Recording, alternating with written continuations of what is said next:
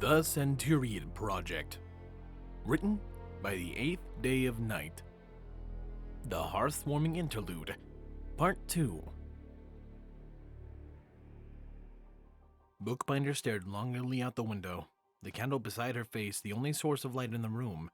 She had abandoned her attempts to get in the holiday spirit hours ago. She just couldn't put any heart into it.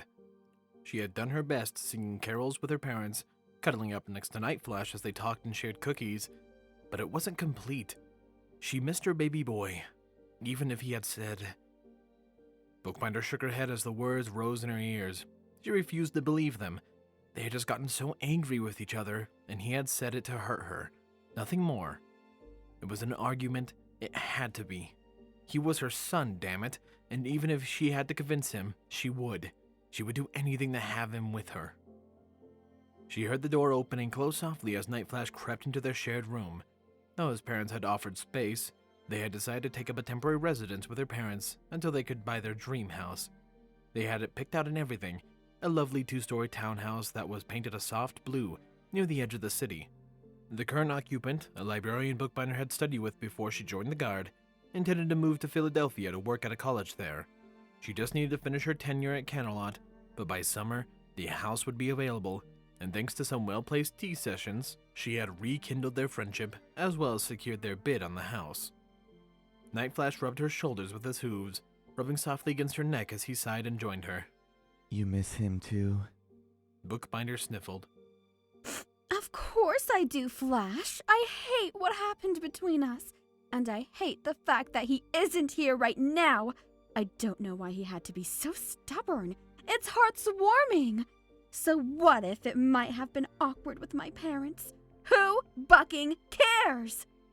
She cried.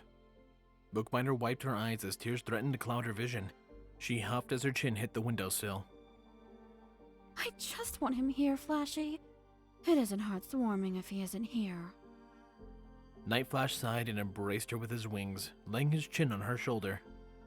I know, Bindy, but we knew this might happen. It hurts, but maybe we should just enjoy the time we spent together. Bookbinder whimpered and closed her eyes. She didn't want to enjoy the time they spent together. She wanted to spend more time together. She just wished there was some way to bring them back together, and soon. As if answering her prayers, she faintly heard a light pop, and Bookbinder opened her eyes to see a rolled-up letter suspended in the air, the royal seal clear in the candlelight. Then the letter dropped, right onto the candle's flame. Bookbinder let out a cry of alarm as she snatched the paper up in her magic, trying to blow the flame out. Flash darted from the room, returning almost as quickly as he left. He had a cup of water in his hooves, and Bookbinder quickly dipped the flaming corner of the scroll onto the water, smothering the flame. She let out a sigh of relief, and cast a quick drying spell and preservation spell to mend the damage. It was ultimately minor, and once her spells had settled, Bookbinder levitated the wrapped scroll before her eyes curiously. Why would Princess Luna send us a letter?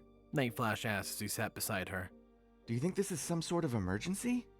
Bookbinder frowned and shrugged. I don't think so, but there's no way of knowing without opening it. She removed the seal quickly, unrolling the letter, her eyes widened as she read it.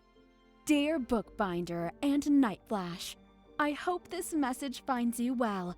I hate to interrupt your heart's warming celebrations, but a matter of fact has come up that I believe requires your concern.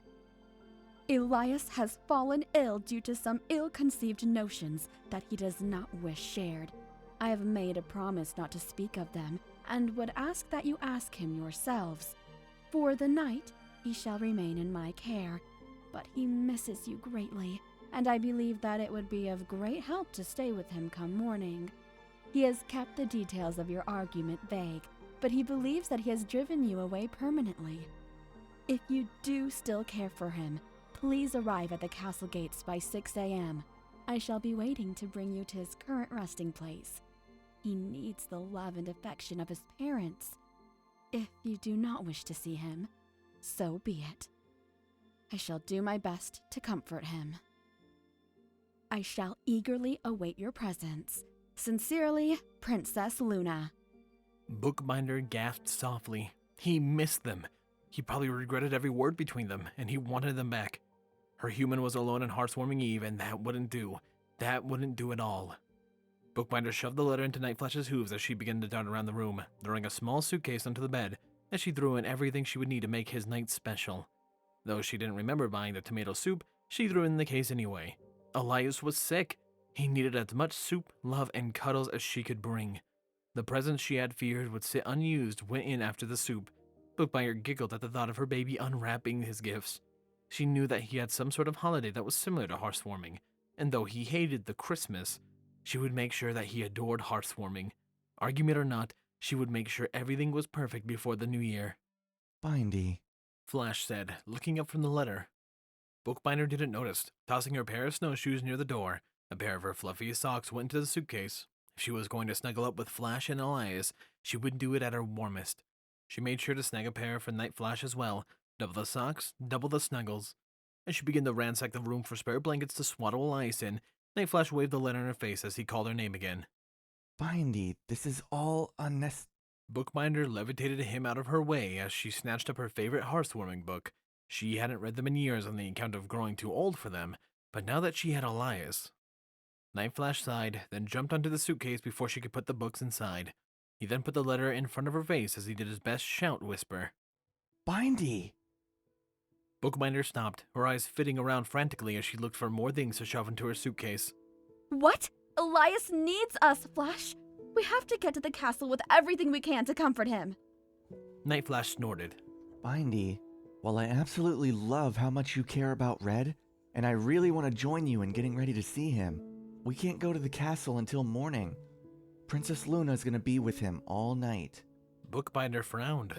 And where did you get that idea? Just because she said to meet her in the morning, it doesn't mean she's going to stay with him all night. Night Flash smiled at her, and Bookbinder couldn't help but to return that smile. He hopped up the suitcase and pointed at the letter. Probably where she said that, for the night, he will remain in my care. Night Flash said as he gave her a kiss on the cheek. We'll see Red in the morning, and then we'll make everything right, as a family. You know he didn't mean what he said. Every pony just got angry is all. Let's celebrate for the rest of tonight with your parents. Then we can get up bright and early and see Red. Alright? Bookbinder sighed, and reading over the letter again, she agreed. She smiled at Night Flash and pulled him into a hug. Thank you, Flash. You know just how to calm me down. She sighed sadly, looking to the cracked door. I've really mucked up hearts warming for every pony. Haven't I? Night Flash took the letter in the suitcase and wrapped a wing around Bookbinder. Not at all, honey. You just got every pony worried is all. But now, everything's going to work out. I think your parents are still up, and we haven't eaten all of the cookies yet. Bookbinder gave a fake gasp. Are there any gingerbread cookies left? Night Flash clicked his tongue. I don't know. Your dad seemed to be eyeing them before I came to check on you. We'd better race down there to make sure. Bookbinder flicked him on the nose with her tail. Well then come on, Slowpoke. I want to save some for Elias. That boy is far too skinny for my liking. Night Flash giggled as he swung open the door. Now you sound like my mom, always complaining that I'm not big enough to keep myself warm. Bookbinder bumped him playfully. It's not my fault I got two skinny boys. She stuck her tongue out. Besides, Elias doesn't have any fur. I have to fatten him up if he's going to stay warm when we can't cuddle him. Night Flash stopped mid-step, sharply and taking air. Bookbinder rolled her eyes, then lightly poked his side with her hoof. He looked at her with wide eyes. Did you pack the extra fuzzy socks? Bookbinder nodded with a smug grin. That I did. He twitched lightly, then darted past her. Come on, Bindy. The faster we eat, the faster we sleep. The faster we sleep, the faster morning comes. The faster morning comes. The faster we see Elias. Bookbinder finished excitedly as she trotted after her cult friend. She couldn't wait. Elias stalked towards his room, his feet stomping loudly as he tried to lengthen his stride to outpace the fuming unicorn that wouldn't let him be.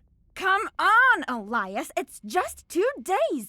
It's really not that big of a deal, and I know for a fact that my parents will love you. Elias shook his head as he sighed loudly at the same argument she had been hashing out for half an hour. He responded in kind. The answer is still and will remain no, Bookbinder.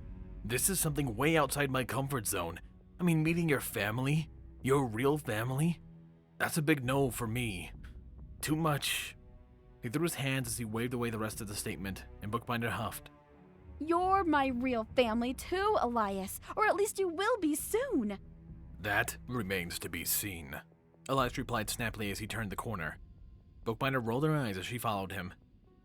Fine, be like that. Act like a child for all I care. You're still my potential son, free to make whatever choices you want. She smiled. For example, you could choose to make your potential mother happy and come to Hearth's warming with us. No! Elias responded sharply. He sighed at the harsh tone of his voice, and he pinched the bridge of his nose. Look, we've been taking things a step at a time, and I've been adjusting with it. The slow pace is what helps keep me going, but now you're asking me to take a big leap forward, a leap that I'm just not ready to do. This time of year already brings out my worst. I don't need more stress on top of that. He snorted. Your parents would probably hate me on a good day. This time of year, they won't want to look at me. Elias spotted his bedroom door and increased his pace. Maybe if he could just get his equipment, he can go on shift early to be away from her. He didn't bother turning on the light as he shoved open the door. Elias quickly busied himself with nothing tasks, anything to try to avoid continuing the conversation. The unicorn remained determined, however, standing in the doorway as she groaned loudly. Elias! You're being paranoid. They won't hate you. Elias waved a finger as he grabbed the used tunic, tossing it toward the bathroom hamper. Ah, but see, that's just it. Paranoia is my thing. It's part of the whole rule system for a reason. If you can't handle the thing that kept me alive all these years... But this isn't your Earth anymore, Bookbinder protested. You don't need your paranoia. We've been over this a dozen times. Elias straightened, sighed, then glared at her. Bookbinder, I'm done talking about this. I'm not going to your parents' house for housewarming. End of story. No more. He tried to let his anger fizzle out, or at the very least simmer down, but the unicorn had other ideas. Elias felt his eyes twitch as Bookbinder decided to press more of his buttons. Why? She snapped. Why aren't you coming with me for Hearth's warming? I want the reason. Elias threw his hands in the air. He had a dozen reasons. She was becoming too overbearing, too protective. Sometimes she treated him like a literal child, despite the fact he was a grown adult who could make his own grown adult decisions. The mayor instead was trying to baby him, to the point that he had to escape just so he could breathe. She needed him to do things, rather than just asking if he would do them. What he wanted was never even considered. He couldn't even articulate the feelings in words, however. Why the fuck does it matter anyway? Elias yelled at her. I said no, so that's the end of it. You act like not seeing each other for 2 whole days will be the end of the world. She stomped her hoof. And you act like meeting my parents is going to kill you. It won't be that bad. She shouted back. I don't care how bad you think it will or won't be. I already said I'm not going with you. If you loved me, you would be. Bookbinder yelled. Then maybe I don't love you! Elias roared in return. As soon as the words left his mouth, Elias wished he could take them back. Bookbinder physically recoiled as if she had been struck, taking a step back into her hallway. Even with the shadows on her face, Elias could see the glistening of tears. The air was silent, stagnant, thick enough to cut. Elias reached out a hand, his voice soft. Binder, wait. She dashed away silently. Elias bolted to the door, hanging out of it just in time to catch the back end of a teleportation spell. As he watched the magic fade into the air, Elias felt his chest tighten. No. Elias whispered to himself. He walked into the hallway, checking the right and left. Bookbinder! He called. Please come back! Bookbinder! Elias found it hard to breathe. She was gone. He had driven her away. Cold rage directly only inward boiled up in his chest. Elias growled as he punched the doorframe as hard as he could, relishing the pain in his fist. He checked briefly to ensure that he hadn't broken anything, and then Elias walked back into his room, running a hand through his tied-back hair as he thought long and hard about what he should do. How could he say something so unbelievably stupid? What could he do to make up for it? Could he make up for it? Elias held a hand over his mouth as a bout of nauseated grief passed over his stomach. He choked back the urge to cry, keeping his face dry as he used his self-directed anger to bottle his emotions up tight. They would only get in the way of his focus. Elias checked his watch. 3 minutes till his shift started. He needed to move fast. She and Nightflash had taken the day off, as well as the next one. Then it was Hearthwarming Eve. If he could find her before he had to go on duty, he'd just need to beg his life out. Elias grabbed his shield and helmet, slamming the door closed as he left his room at a jog. He swept the hallway after hallway for the wonderful green unicorn.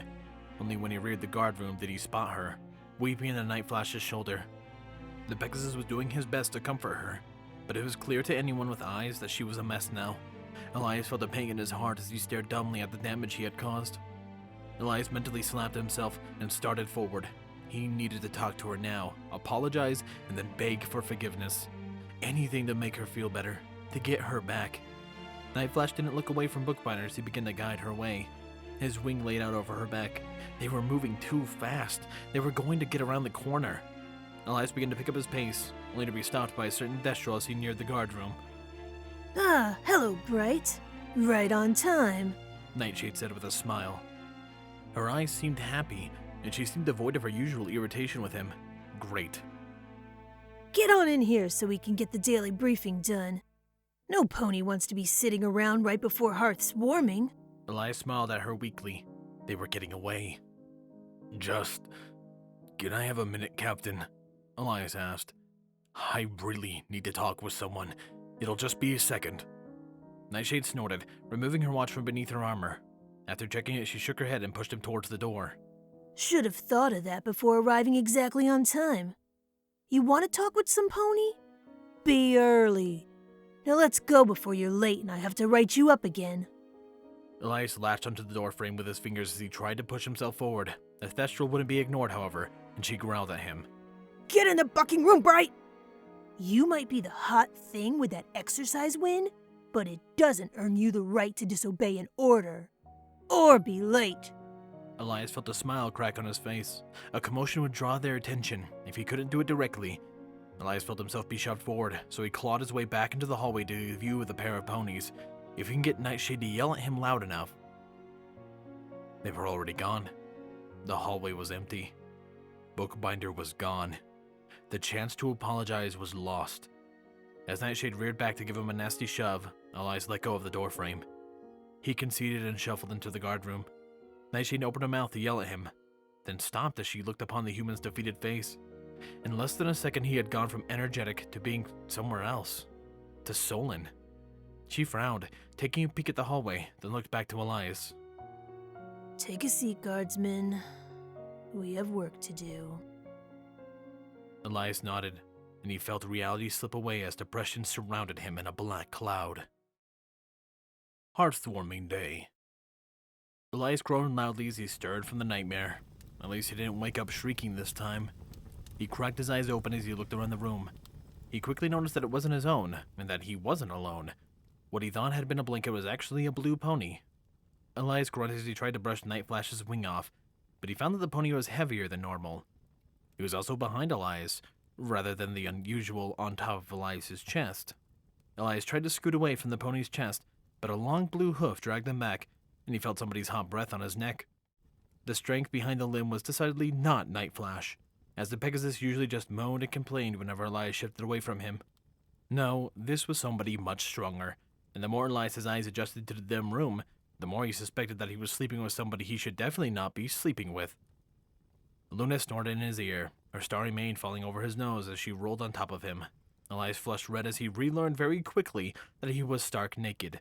He could feel her fur on every part of his body, and it was more than enough to cause him to try and make a real escape attempt. The sleeping alicorn above him had other ideas, however, and unfortunately for Elias, she had the upper hand. She had his legs pinned between hers, and he didn't want to tug on the tail that was wrapped around his waist. That left his upper half, which the princess was clinging onto as she laid her muzzle on his chest. Elias thought quickly, maybe if he could free his torso, he could wiggle his legs away from the alicorn's grasp. The tail, he'd just have to figure that one out when it came to it. Elias looked around, quickly spotting a large pillow within arm's reach. He wiggled out of his left arm, while simultaneously scratching under Luna's chin with his right. The alicorn cooed and relaxed enough for Elias to stretch out, grab the pillow, and slide it between them. Like a fish to a worm, Luna lashed onto the pillow. The hooves were still gripping tightly around his back. Elias now had more wriggle room, so he did his best to free his legs while he wriggled out of the alicorn's grip. Elias tried to tickle Luna's nose with his fingers. If he can get her to scratch at her nose, then maybe he could escape the one hoof. Elias let out a silent cheer as his plan began to bear fruit. The hoof rose and brushed his fingers away, and Elias began to wriggle, only for her wings to wrap around his body, followed by both hooves as she drove him against her chest fur. He felt her giggle softly. Elias cursed his treacherous body as it yawned. Her fur was incredibly fuzzy and warm, like a living bed, except it didn't suffer from being too soft. Luna didn't help him resist as she smiled and hugged him tight. That's right, Elise. Submit to my superior snuggling techniques. Your guests should arrive shortly. As I promised them, I shall keep you company. Now sleep. You need your rest. Elias opened his mouth to protest, but another yawn escaped, and Luna giggled. Yes, Elise. Sleep once more. I shall keep you warm far into the morning. I would hate for you not to be well rested. Elias managed to resist the urge to close his eyes, and he glared up at Luna, who smiled warmly back. What guests? He asked, suppressing a third yawn. Luna's smile took on an air of mischievousness. A pair of ponies that you miss very much. I shall say no more. I do not wish to ruin the surprise. Elias had an idea anyway, and while a large part of his mind was nervous to see the two, he was welcome to the opportunity to apologize, even if they wanted nothing to do with him after. He wanted to let them know that he was sorry. With the pair both awake, Luna stoked the fire, bringing it up to a warm crackle as she levitated an assortment of dishes over to their bedside. No longer afflicted by his brush with an icy death, Elias tried to calmly extricate himself from Luna, but the alicorn kept snatching him back, pinning him effectively to her chest. With a physical escape out of the question, Elias turned to a diplomatic solution of making her feel as awkward as he did about the situation. Princess. Luna. Luna, Elias agreed. Don't you think all of this is rather intimate? Luna frowned as she sniffed at a cold kettle of coffee. She cast a warming spell and poured out 2 cups of steaming black liquid. She sat up, dragging Elias along with her. She levitated their bed of pillows into a fort of sorts, keeping as much heat trapped around them as possible. Luna made sure to drape a blanket over Elias's head, and she found herself pleased with the result of her brief inspiration. The human looked positively adorable with the blanket pulled over his head, like an angry kitten who was trying to be tough, but was failing miserably. Not at all, Elise. Before my banishment, it was quite common for friends to warm by the fire in such a manner as this. Is it different for humans? She levitated a cup of coffee into Elias's hands. He accepted it in a mumbled thank you, but didn't drink. Maybe he didn't like coffee. No, he was getting comfortable, leaning against her chest. Luna smiled and let her wings casually wrap around tighter on his body, and they stared at the fire together. I really don't know, Elias replied. To say my experience growing up was normal would be a flat-out lie, but in the few romance novels I tried reading, this kind of thing was very common. Oh? Luna asked. I never figured you for the romantic type, Elise. The human snorted, and Luna was pleased when he sipped at the coffee, not noticing when his nose curled in disgust. You'd be right. The key words were tried reading. I didn't make it far, and usually romance novels ended up as firewood. That or toilet paper when I couldn't find any more. Luna scoffed at the idea of using books in such a manner. I would caution you not to repeat that near my sister's protege. Twilight would likely hunt you down for disrespecting books of any nature in such a manner. Elias shrugged. It was a different place, a different world. If it's between me getting an infection from feces or crappy romantic dime novels, I think I know which one I would choose.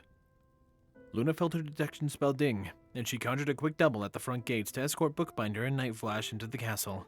She smiled mischievously. If she could keep Elias talking for a few more minutes. You must realize, Elise, this is a different world. We share many things, but perhaps you need more exposure to the world of ponies. A more informal education, if you will. Books can only teach you so much. Elias snorted dismissively. And what would I be educated on? Luna rested her chin on top of his head. primarily the differences between romantic intimacy and platonic intimacies. Ponies give out a myriad of signals that I'm afraid will go right over your head if you are not paying attention. A strapping young stallion like yourself will likely begin courting soon, and I would not wish to see you hurting ponies. Or worse, returning signals without knowing about it. Aren't I a child by your standards? Elias asked, glancing back at her. I should have years before I worry about that kind of thing. Luna snorted and shook her head. You are no more a child than I am an old mare. Our biological clocks tick at a different rate than that of the average pony, and so our standards for mating also differ. You are a fully mature adult, just as I am still a radiant young alicorn. Or you're just an old lady, and you're really good at disguising it, he said with a smirk. Luna swatted his head. Rule number 1, Elise. You do not mock a lady's age. When he just continued to laugh, he raised her hoof to swat him again. He threw up his hands in mock surrender. All right, you're not old. The hoof lowered. Luna huffed and dragged him close so that she could bury her muzzle in his hair. He seemed tense as she took a long whiff of his scent. Luna sighed and rubbed her cheek against his head. Fear not, Elise.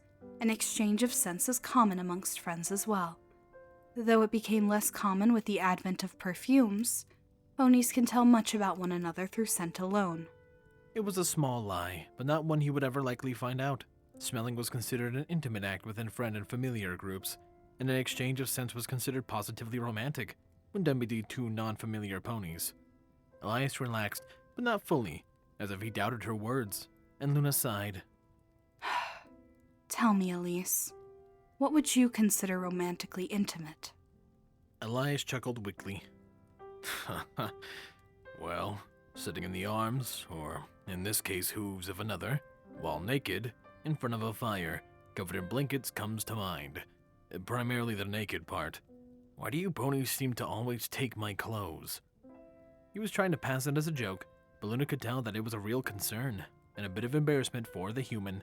She considered the evidence before her, and realized that save for one notable occasion, Elias was always covered in some fashion.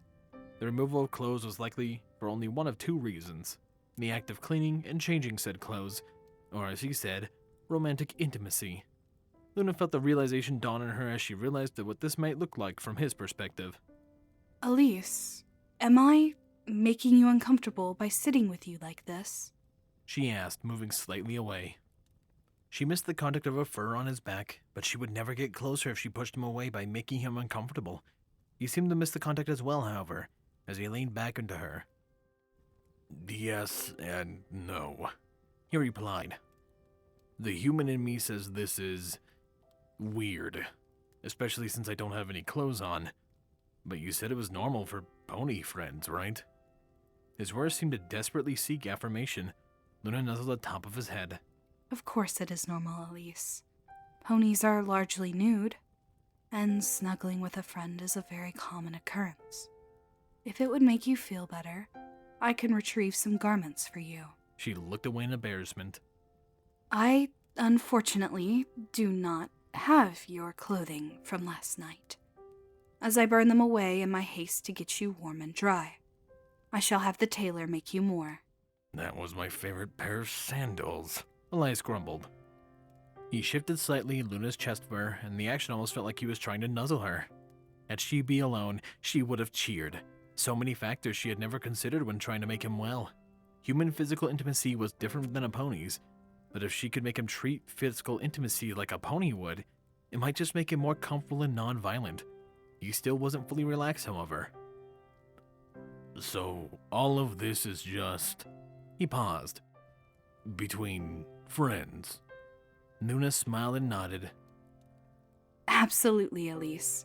Romantic intimacy is similar, but you will need to tell the difference very clearly. This, however, she said, gesturing with her hoof, is just a pair of good friends. The human sighed and leaned against her fully. Luna snorted as she rubbed her cheek against his head. Either way, you should not feel the need to hide yourself behind clothes, Elise. Your body, while different, is quite impressive. Luna finished with a smile and a blush. She switched tracks quickly, not wishing to make things awkward. You certainly seemed comfortable charging across a battlefield while nude. She felt him blush, and heat rose to his face.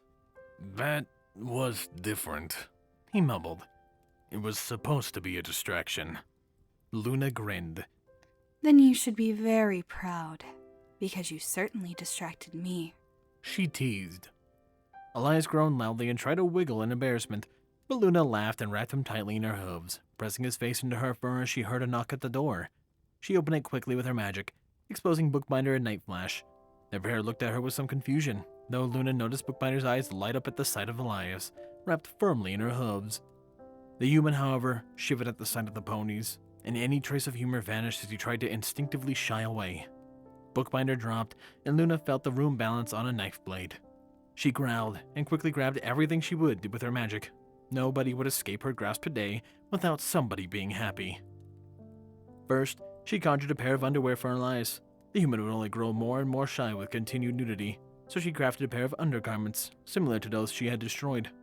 These she subtly teleported onto his body as she levitated him away from her and into the air. Next, Luna teleported Bookbinder and Night Flash suitcase into their bed, along with all their winter gear. They didn't seem to notice as they were too levitated in the air. Finally, Luna adjusted herself, finding every piece of soft material in her room, and the next creating a fort of pillows decorated with a bed of thick blankets. She smiled as she shook the rust off her cuddle pile skills. She and Celeste had always used to make such bastions of softness in the old days, and one she assembled was worthy of her name. She then dragged 2 ponies on top of the human, settling them all down atop the blankets. Luna then calmly placed herself above all of them, using her wings to force them together. She smiled when Night Flash caught on first, adding his wings to the effort as he shoved Elias and Bookbinder at each other. The two seemed to hesitate for a moment, each shifting nervously as they avoided looking at one another. Upon meeting each other's eyes, however, they both latched onto each other, with Elias burying his face firmly in Bookbinder's chest fluff as they pulled each other close. The unicorn rocked him back and forth as she brushed his hair with a hoof, tears streaming down her face.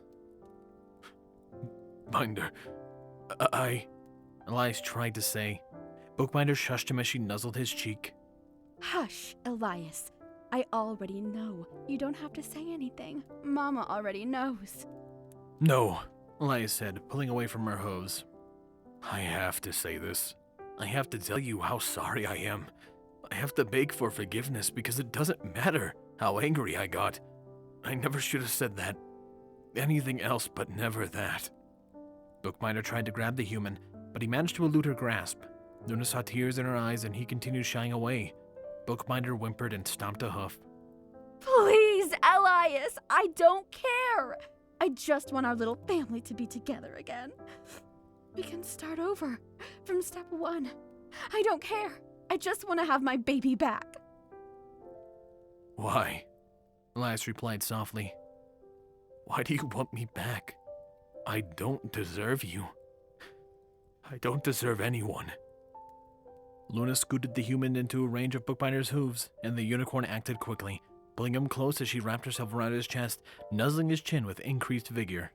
It isn't about deserve, baby, Bookbinder said softly. It's about my love for you. You don't have to say anything, Elias. I know you're sorry, and I know you didn't mean it.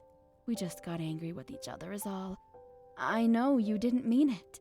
It doesn't matter, Elias said. If it meant nothing or if it meant something, I'm sorry. I am so sorry, Bookbinder. I just hope you can forgive me.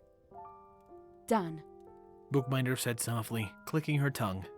Elias opened his mouth to protest the immediate acceptance, but Bookbinder gently pressed it shut as she continued.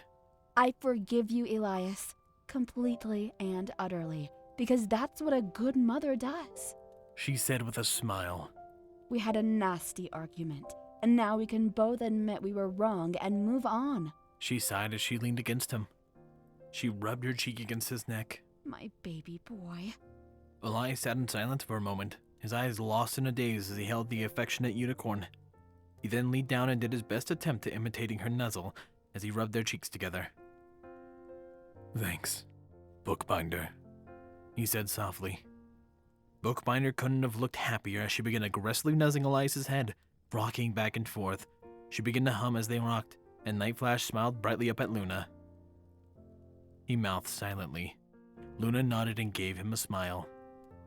The four of them remained still and quiet for a long time. Night flashes seemed to soak in the warmth and happiness, his smile wide as he preened, occasionally stopping to give Bookbinder a nuzzle. Said Unicorn silently fretted over Elias's brushing his hair, massaging his back. Anything that involved physical contact she did, relishing the presence of the human. Elias remained largely silent, enjoying the attention for a while. When tolerating it for the largest time, he didn't want to push Bookbinder away. But when the unicorn stuck her tongue out to run it through his hair, he decided he had enough. Elias pulled her into a quick hug, then motioned for Luna to uncurl her wings so he could stand. The alicorn cocked her head in reply. You wish to leave already? She asked playfully. I don't think a few hours is a good enough apology, Elise. What will your mother think? He scowled at her. I think she'll understand that I'm a living being who needs to take a piss. Luna giggled as Bookbinder swatted the back of his head. Elias, language! She scolded. You can't just say any word willy-nilly in front of the princess. Elias gave her a deadpan look.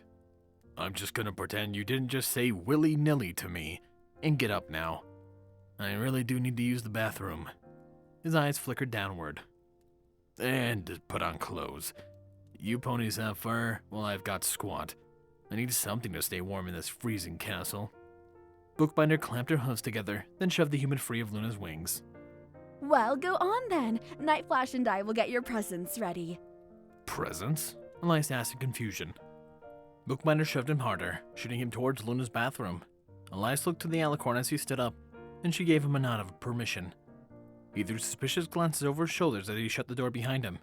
As soon as the door jamb slipped closed, Bookbinder leapt to her feet, dipping around Luna as she ran for the bed. Luna watched in amusement as Nightflash was quickly dragged over, as Bookbinder threw open her suitcase. She grabbed a pair of set black socks, shoving them towards Nightflash. Put them on, Flash. Elias is cold and we need to keep him warm. She gushed as she removed a brilliant green and red set for herself, sliding them on her magic as she grabbed a pair of presents with her hooves. Bookbinder dragged them in front of the fireplace, then blinked as she realized that Luna was still there. The unicorn grinned sheepishly. I hope you don't mind if we have a bit of heartwarming here, Princess. Luna only returned the smile. Only if you don't mind if I help to keep my guards warm. I would be a poor princess if I let a certain human freeze to death. Bookbinder's grin took a mischievous look, and she winked as she pranced back to Nightflash, who was struggling to get his socks on his hind legs. She waited until Bookbinder began to help the ashamed Pegasus with his socks before she rose. Luna made her way over to her extensively curated collection of clothing, accumulated meticulously before and after her banishment, with some notable additions made by her sister during the interim. A special place was preserved for a certain pair of stockings that had eluded her once more, but she ignored this hole in her dresser, instead picking out a wonderfully soft pair that she had been given only a month after her return. It was a gift from a clan of Thestrals that had passed the Zucks down through the centuries, adding another layer of rare silk that could only be made on the winter solstice. The result was a pair of purple socks that shimmered as they climbed up her legs, while also feeling as soft as the most shampooed fur in existence. They were her third favorite pair, and her favorite non-romantic pair. Luna slid them on quickly, watching with amusement as Bookbinder lifted Nightflash into the air, scowling as she investigated his bare leg. Evidently, it was causing the Pegasus some issue to get the final sock on, and the unicorn was determined to find out why. Luna perked up her ears to find the sound of her toilet operating, as well as a few choice curses from Elias. He would be out soon. Luna took over Bookbinder's levitation spell, pulling Nightflash close so that she could focus on teleporting the final sock on. Adding and removing clothing with Elias was easy, as much of his body hair was coarse and easy to avoid when shifting the clothing through space. A pony, however, was covered in millions of sensitive hairs that would cause great pain, comfort, or pleasure when used in certain manners. She wished to avoid two of those, and the only way to do it was to teleport the sock on right away. A flash of light later, Luna levitated the fully socked Pegasus back to Bookbinder, who pounced on her mate, nuzzling his head as she playfully mocked him for needing a princess's help to dress. Then Elias exited the bathroom, his brow furrowed as he looked back at the toilet. I am 99% sure that your toilet is possessed, because that's not how it's supposed to flush. He turned and looked to the ponies, his face shifting to one of shock, red-faced shock. Elias cleared his throat and looked away. All right, I need an explanation immediately before me and this window become very good friends. This, he said, waving at Luna. has to have implications that I am missing because it doesn't look normal. Luna smiled. Oh? And what does it look like, Elise? She said teasingly. Choose your words carefully as you address your princess. Elias flushed redder, and he pointedly refused to meet anyone's eyes. Somebody has 3 seconds to explain before I leave. I am not clothed, nor sane enough to be dealing with more weird BS in one day. Not without a shirt or something. Luna rolled her eyes at the dramatic man. Elise, socks are worn by ponies as an extra layer of warmth. While there are socks that could be considered romantically intimate, no pony here is wearing such a set. She smiled coyly at the human. But perhaps I could put on my favorite pair if that would help you distinguish the difference. Luna chuckled as Elias flushed the deepest red she had ever seen. The human was positively crimson in the face. He shook his head as he refused to meet her eyes. That's it. I'm getting close. I have to deal with today with something else on, and at this point I'll take anything. Great! Bookbinder chirped cheerfully.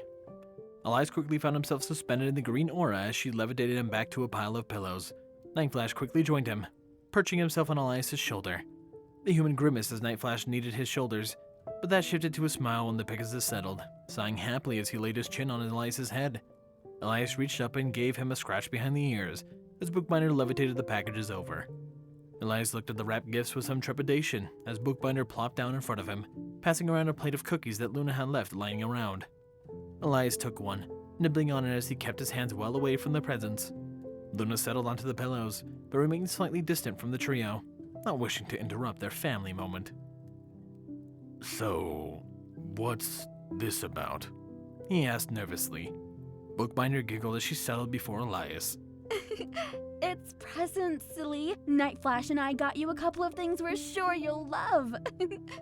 Elias's eyes flickered to the brightly colored packages, but didn't reach out as his eyes flickered back up to Bookbinder. But I didn't get you anything, he said. Bookbinder waved away his excuse. That's the point of Hearth's warming, silly. Moms get their children's gifts, and special some ponies exchange gifts. It's just how it works. Elias eyed the presents again, twitching nervously as he stared at them. He sighed when he saw Bookbinder begin to droop. I'm sorry, Bookbinder, it's just... I don't think I've told anyone this, but humans had a similar holiday to Hearth's warming. In spirit, at least. He shook his head, and a momentary glint spread across his eyes as he stared at the presents. I'll spare you the details, but it hasn't ever been a happy memory. I'm just... nervous, I guess. He scratched his head, unblinking as he stared at the gifts. It's the same with everything else. I just can't get over the fact that things are different here. He snorted.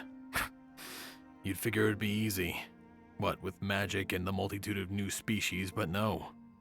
Especially not with this.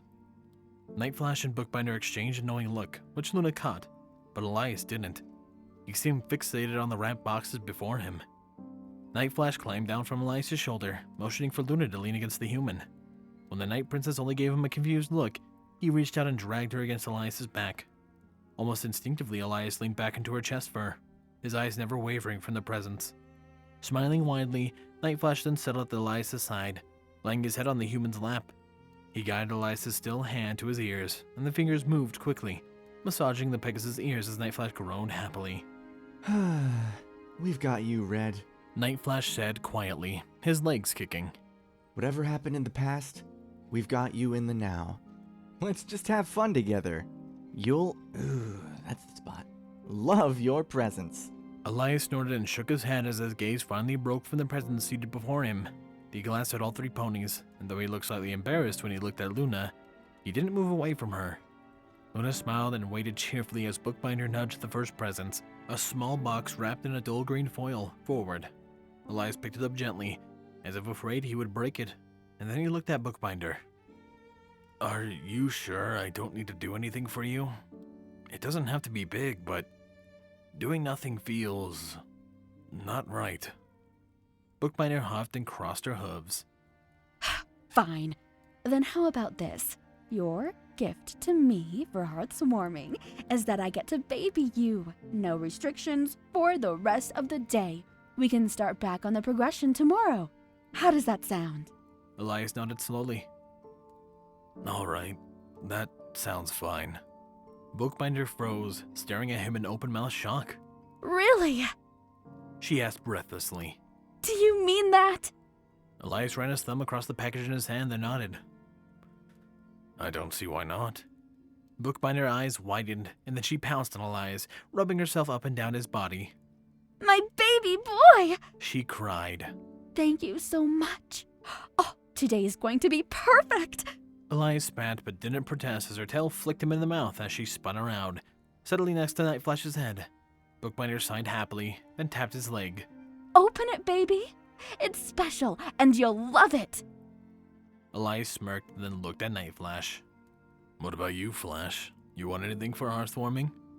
The Pegasus looked at Elias and shrugged, reaching out for a sugar cookie to nibble on. His eyes flickered towards the present. Go ahead and open it, Elias. I'll come up with something later. He rubbed Bookbinder's side with his wing. Right now, I have everything I could ever want. Elias snorted and shook his head. You're such a sap, Flash. His face twitched and a small smile appeared. Elias ruffled Nightflash's mane. Thanks for staying with me. Nightflash nodded wordlessly, matching Elias' smile as she shooed him towards the present. Elias gave it one last look of trepidation, then took a deep breath as he let his fingers tear into the paper. Elias briefly considered unwrapping it carefully, and got as far as lifting the paper from a whole side. But then a piece of childlike glee came from nowhere in his mind, and his fingers tore the paper asunder. Bookbinder giggled softly as she watched him tear the paper away from the book, and Elias flipped it over, then torn it over as he righted the cover. His smile widened as Bookbinder motioned for him to show everyone. A round of oohs and ahs came forth as Elias faced the cover towards himself again. I don't think this was supposed to be out until after New Year's, Elias said, looking towards Bookbinder. The unicorn smiled and nodded. Well, I may or may not know a mayor or two who may or may not have gotten an early version of the book. I might have had to edit a few college applications, but I think getting Dairy Dew in the Forbidden City of Clouds for my darling little colt was well worth it. Elias bit his tongue to prevent himself from looking at her with a deadpan stare. Instead, he did something that he knew she would absolutely love, and something that he found he himself would enjoy. Would you mind reading it to me today? He asked, his voice soft in embarrassment. Bookbinder beamed at the request. Elias found the book levitated from his hands, replaced by another present, this one larger, but softer than the last. Of course, Elias. Maybe together, tonight after dinner, we can snuggle up. Luna ruffled her feathers, rubbing her fur against Elias's back. The human didn't react much. A brief twitch passed over his face, and he shuffled slightly, but he still didn't pull away from Luna. That would be nice, he said softly. Bookbinder, perhaps noticing the hidden but growing look of uncomfortableness on his face, nodded silently and pressed on the package in his hands, silently encouraging Elias to continue. He took another deep breath, then pressed onward. A brief, ugly memory rose in his eyes, but a quick look to Nightflash, then Bookbinder, as well as the feeling of Luna's fur at his back calmed him instantly, and Elias tore at the paper, around what he knew was a set of clothes. Elias blinked in minor confusion at the bright blue tunic in his hands. It was beautifully made, and the fabric was incredibly soft in his fingers as he rubbed at one of the brilliant yellow lightning bolts that ran down the side between his thumbs and forefingers. Nightflash gasped softly. Wow, Bindy? That is so cool! Bookbinder smiled. I know! I can't wait for Elias to try it on. Can you just imagine him in Wonderbolt's colors? Nightflash nodded and looked at Elias expectantly. The human smiled weakly, looking between them as his confusion deepened. I don't mean to sound ungrateful, because this does look really nice, but... Wonderbolts? Bookbinder giggled, and she looked to Nightflash, who was staring at Elias in horror. His mouth flapped as he tried to say something, but the only thing that came forth was a squeak. Bookbinder rubbed at his back and looked at Elias. Oh, you've done it now. Nightflash is the second biggest Wonderbolts fan in Northern Equestria, and I can't tell if he's going to jump you or scold you for not knowing about them. Second? Elias asked. Doesn't the phrase usually go, biggest fan? Bookbinder shrugged.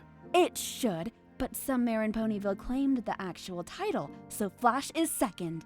It's not a big deal, not compared to knowing who the Wonderbolts are. Elias shrugged. Well, what is it? A magic show? Night Flash sucked in what sounded like a painful amount of air, and Bookbinder giggled and kissed his cheek. Go get him, honey! Night Flash immediately got to his hooves, then pounced on Elias. Luna carefully took a step back the second the Pegasus hit Elias' chest, letting them fall into the blankets as Night Flash yelled in Elias' face. They're absolutely not a magic show! Night Flash shouted right in Elias' ear. The Wonderbolts are the single greatest flight team in all of Equestria, and I will not let this ignorance of their greatness continue, The Pegasus declared. He growled at Elias, pressing his muzzle against the human's nose. I am invoking my right as best friend and potential future father, and you and I and Bookbinder are going to the next available Wonderbolts show so that we may properly educate you on your heritage. Am I clear? My heritage? Elias gulped.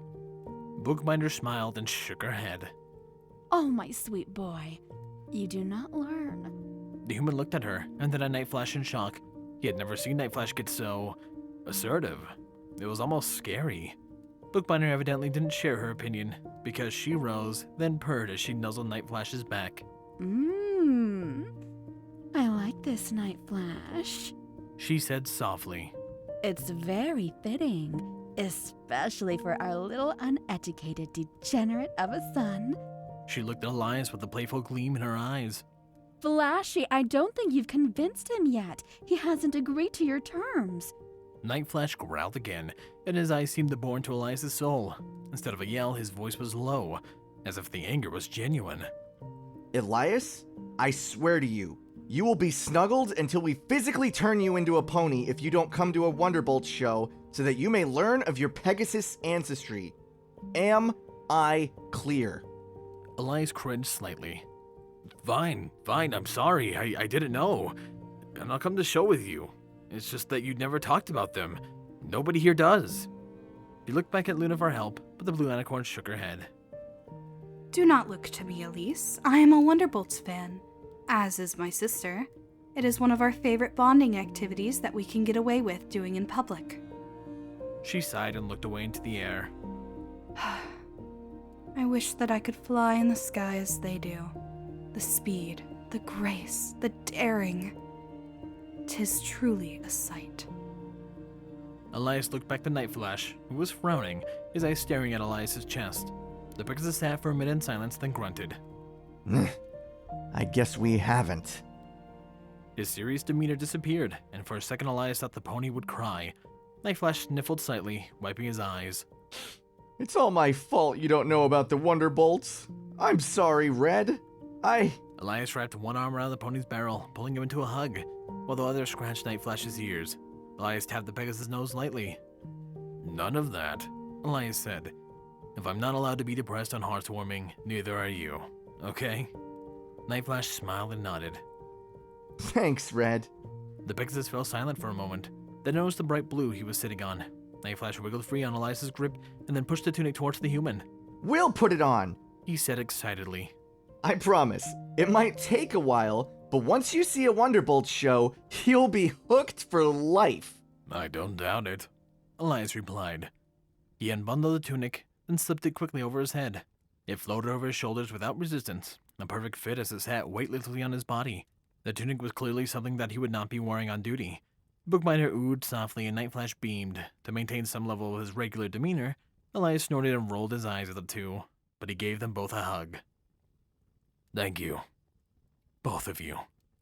Elias smiled, and he tried to hide it as he wiped a tear from his eyes. But Bookbinder caught it anyway and nuzzled his cheek.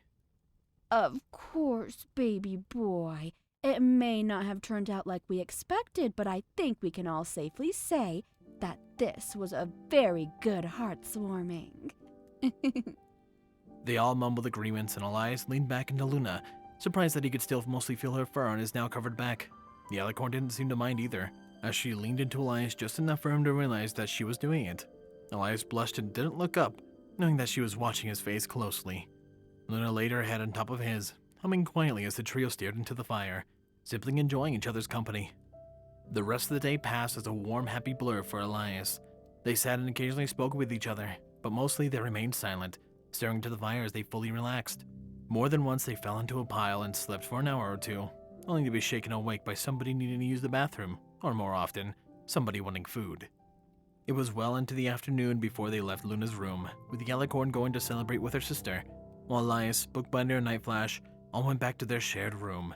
Once there, Bookbinder had lit the place up while Elias and Nightflash pushed the beds together, forming one massive bed that Bookbinder stacked high and pilfered pillows and blankets.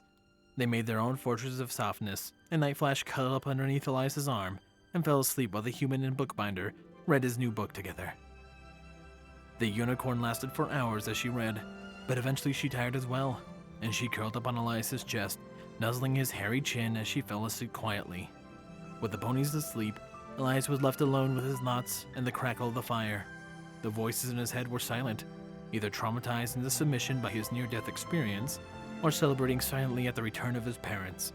Subconsciously, Elias scratched the ears of both ponies, making them smile as they slept. Elias stared at the ceiling, vaguely hearing a howling as he remained still. The air held a brief chill, but Elias found that the two ponies curled around his body were more than enough to ward the cold away. Finding no turbulence, and more than satisfied with how Hearth's warming turned out, Elias closed his eyes, finding slumber as he hugged the ponies he would do anything for tightly to his chest.